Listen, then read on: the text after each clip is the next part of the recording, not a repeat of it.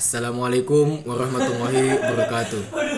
Perkenalkan, nama saya Fahri Fauzia Rehab, mahasiswa Tadris IPS 2 semester 4, yang dimana tujuan saya membuat video ini adalah untuk memenuhi tugas dari mata kuliah Filsafat Pendidikan Islam dengan dosen pengampu Dr. Humaidah Hasibuan MAG, yang dimana salah satu materi yang saya buat adalah untuk memenuhi tugas UAS di semester 4 ini, yang dimana judul materi yang akan saya ambil adalah Hakikat Pendidikan dan Implikasinya Terhadap Pendidikan Islam. Baiklah, sebelum kita memulai video ini, saya harap teman-teman sekalian untuk menyimak dengan seksama.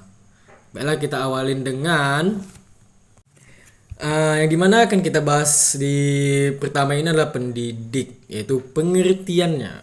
Pendidik adalah orang dewasa yang memiliki tanggung jawab untuk memberikan pertolongan kepada siswa dalam perkembangan jasmani dan rohaninya agar mampu mandiri dalam belajarnya dan memenuhi tahap kedewasaannya, mampu menjalankan tugas sesuai ajaran syariat Islam, dan mampu menjalani tugas sebagai masyarakat sosial dan sebagai makhluk individu yang mandiri dalam menyelesaikan segala permasalahannya.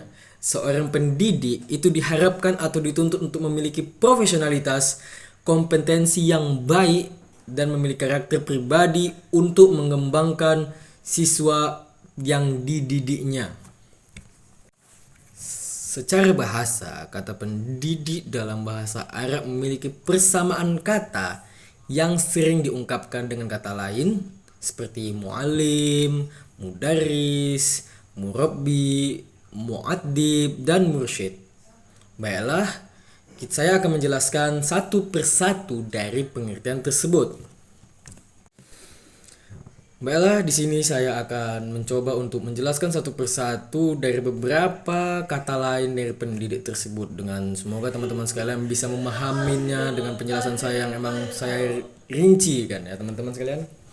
Baiklah, satu dan pertama adalah kata mu'alim. Mu'alim adalah orang yang mampu untuk merekonstruksikan atau membangun bangunan ilmu secara sistematis dalam pemikiran peserta didik, yang dimana dia seperti membentuk gitu bagaimana cara untuk membangun ilmu itu kayak mudah untuk diterapkan dan dimanfaatkan, seperti dalam bentuk ide, wawasan, kecakapan, dan sebagainya. Dan mu'alim itu adalah orang yang memiliki kemampuan yang unggul dibandingkan peserta didik, jelas karena dia yang memberikan ilmu tersebut dan mentransfernya kepada siswanya lah, seperti itu, yang dengan dia dipercaya menghantarkan peserta didik itu ke arah kesempurnaan dan kemandiriannya. Selanjutnya kata mudaris kedua ya kan teman-teman.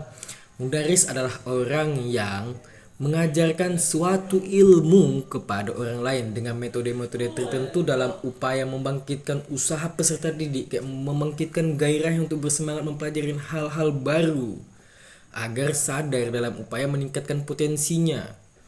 Dan dalam bahasa lain juga, kata mudaris ini adalah orang yang dipercaya sebagai guru dalam upaya pembelajaran peserta didiknya. Dan yang ketiga teman-temanku sekalian adalah murabbi. Murabbi ini adalah orang yang mendidik dan menyiapkan peserta didiknya agar mampu berkreasi serta mampu mengatur dan memelihara hasil kreasinya untuk tidak menimbulkan malapetaka bagi dirinya, masyarakat, dan alam sekitarnya. Yang dimaksud dari hal tersebut, yang hal ini adalah untuk hal-hal yang memang ilmu yang diajarin oleh pendidik tersebut agar bisa dimanfaatkan dengan sebaik-baiknya untuk jadi hal yang bermanfaat bagi lingkungan sekitarnya. Makna lain dari kata murabbi ini adalah mendidik peserta didik itu agar lebih terus meningkat kemampuannya, seperti mengembangkan potensi-potensi yang emang ada di diri peserta didik tersebut. Dan yang keempat itu adalah murabbi adalah orang yang mendidik dalam wasfil usli. Mujarad masdar aduba adalah adaban, yang artinya sopan, berbudi, dan baik. Al-adabu artinya kesopanan. Adapun masdar dari adaba adalah ta'bid, yang artinya pendidikan. Dan yang kelima adalah mursyid. Mursyid ini merupakan orang yang mampu menjadi model dan menjadi pusat dan panutan teladan dan konsultan bagi peserta didiknya. Mursyid ini sebagai penuntun jalan hidup yang benar dalam pembentukan dan pengajaran dengan nilai dan sikap yang benar dan berperan sebagai hamba Allah Subhanahu wa taala. Dan selanjutnya untuk lebih memperjelas pengertian di sini ada dalil dari surah Al-Baqarah ayat 155. A'udzubillahi minasyaitonirrajim. Bismillahirrahmanirrahim. Kama arsalna fikum rasulan minkum yatslu alaikum ayatina wa yuzakkirukum wa yu'allimukumul kitaba wal hikmah wa yu'allimukum ma lam takunu ta'lamun.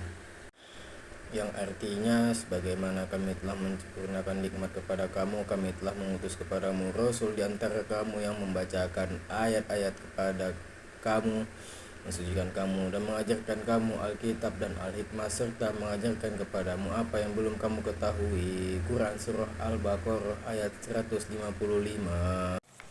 Baiklah teman-temanku sekalian, setelah tadi saya menjelaskan tentang pengertian pendidik, dan kedua itu adalah dalil yang berhubungan dengan materi saya. Selanjutnya ini saya akan membahas untuk mengungkapkan kepada teman-teman sekalian ada beberapa pendapat dari filsuf pendidikan Islam tentang materi yang saya bawakan, di mana ada dua pendapat yang saya suka, seperti pendapat dari Imam Al-Ghazali yang mengatakan bahwa pendidik adalah orang yang menyempurnakan, membersihkan dan mengarahkan anak didiknya kepada Allah Azza wa Jalla. Kenapa saya setuju dengan pendapat dari Imam Al-Ghazali ini? Karena seperti apa yang telah diajarkan kepada kita oleh para pendidik-pendidik kita di masa-masa terdahulu, di mana tujuan cuma satu adalah untuk kita lebih ke jalan yang lebih baik sesuai dengan ajaran yang telah diajarkan. Dan jalan yang lebih baik lagi ke depannya, kebajikan yang dimana itu semua tuh bisa berguna bagi kita semua di lingkungan sekitar kita. Dimana tujuannya cuma untuk kebaikan dan hal-hal positif yang bermanfaat seperti yang telah ada di Al-Quran dan hadis-hadis yang ada. Yang kedua adalah dari Imam Al-Barnadi menjelaskan bahwa pendidik adalah tiap orang yang dengan sengaja mempengaruhi orang lain untuk mencapai kedewasaannya. Pendidik itu terdiri dari orang tua dan orang dewasa lain yang bertanggung jawab tentang kedewasaan anak selanjutnya. Dan Imam Ahmad Marimba memandang bahwa pendidik sebagai orang yang memikul pertanggungjawaban untuk mendidik, yaitu manusia dewasa yang karena hak dan kewajiban bertanggung jawab tentang pendidikan si terdidik. Baiklah, selanjutnya yang akan saya bahas adalah yang poin keempat, yaitu adalah pelaksanaan pendidikan tersebut dalam lembaga formal dan informal. Baiklah, kita masuk saya dalam pembahasan tersebut, yang dimana peran pendidik di dalam lingkungan pendidikan itu sangat menduduki posisi yang strategis, yang dimana pendidik yang terlibat secara fisik dan emosional dalam proses pengembangan fisik fitrah manusia baik langsung maupun tidak langsung akan memberikan warna yang tersendiri dalam corak dan model sumber daya manusia yang dihasilkan. Yang seperti dari lembaga formal adalah bagaimana pendidik tersebut menerapkan dan apa yang telah mereka ajarin kepada peserta didik, yang dimana peserta didik tersebut mengembangkan apa dari hal yang memang telah mereka pelajarin, yang emang apa yang mereka tangkap, apa yang mereka dengar, apa yang mereka lihat, yang mereka terapkan dengan menggunakan pemikiran yang rasional, dengan menggunakan akal mereka. Seperti dari pengertian dari rasionalisme adalah akal menjadi sumber utama dari pemikiran dan pengetahuan, di mana hal tersebut yang mereka kembangkan untuk meningkatkan kemampuan mereka, untuk meningkatkan pola pikir mereka di lingkungan sekolah dan lingkungan belajar mereka, agar membuktikan keunggulan mereka di depan para teman-temannya.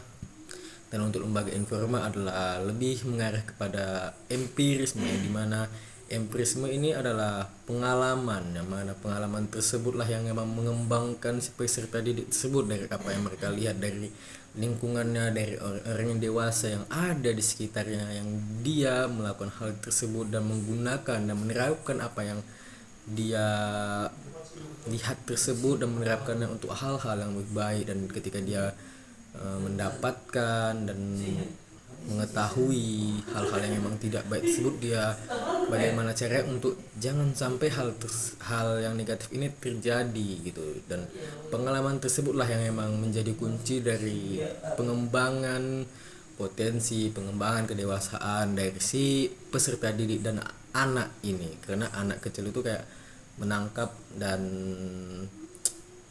menerapkan hal-hal yang memang mereka lihat, jadi hal-hal positif yang mereka lihat dan memang bisa mereka netralisir tersebut, itu bisa jadi hal yang lebih positif lagi. Dan hal yang sebaliknya itu bisa jadi hal yang negatif ketika tidak adanya peran dari orang dewasa yang memang mengajarkan hal tersebut, itu ini nggak boleh loh gitu. Baiklah, sekian dari saya tentang penjelasan materi saya Fahri Fauzi. Di dalam video ini ada kata-kata yang salah, saya mohon maaf.